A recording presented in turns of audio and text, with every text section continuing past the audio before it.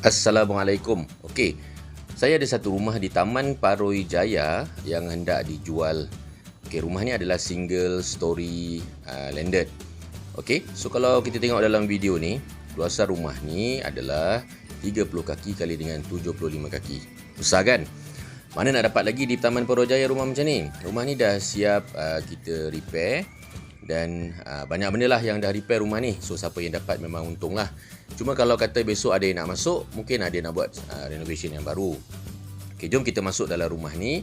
Rumah ni normally ada 3 bilik. Okay, ini adalah bilik yang pertama. Okay, owner dah tukar dia punya plaster ceiling. Okay, so nampak lebih kemas lah. Yeah. So ini adalah, seterusnya ini adalah bilik yang kedua. Okay, bilik yang kedua pun owner pun dah tukar plaster ceiling dan wiring-wiring dalam rumah ni pun semua dah ditukar lah. Okay, memanglah rumah lama, tapi rumah ni dah dibaik pulih lah supaya lebih cantik dan kemas. Okay, ni di bahagian belakang.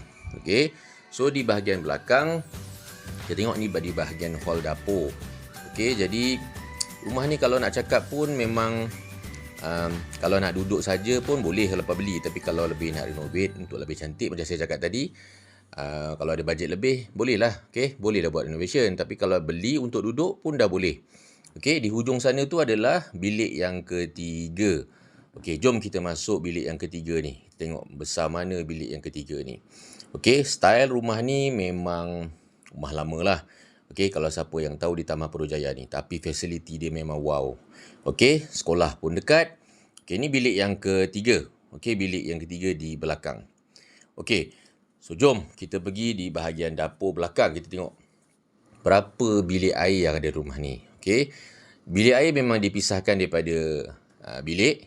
Okey, ini adalah bilik store. Okey, bilik store. Okey, ini adalah bilik untuk, ini adalah ruangan dapur lah.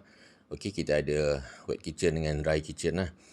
Okey, so di belakang kita mempunyai, rumah ni mempunyai 3 bilik air.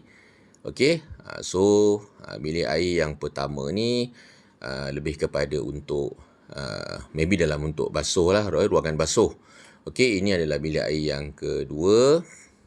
Okey, so seterusnya ini adalah toilet yang bilik air yang ketiga.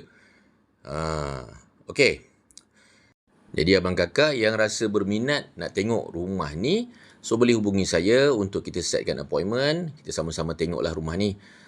Market value memang 330,000 daripada bank dan LPPSA. So boleh cuba dulu, jumpa nanti.